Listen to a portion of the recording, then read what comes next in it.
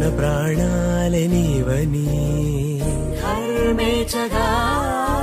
తన మనసంత నీదని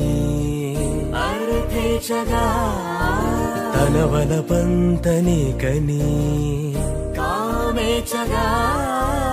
అవధులు లేని ప్రేమకై మోక్షేచగా మూడు ముళ్ళతో 7 అడుగుల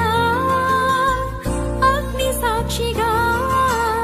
ఇద్దరం ఒకటిగా మారగా మరుపేలేని సంతకం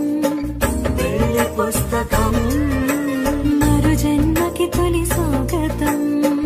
వెళ్ళి పుస్తకం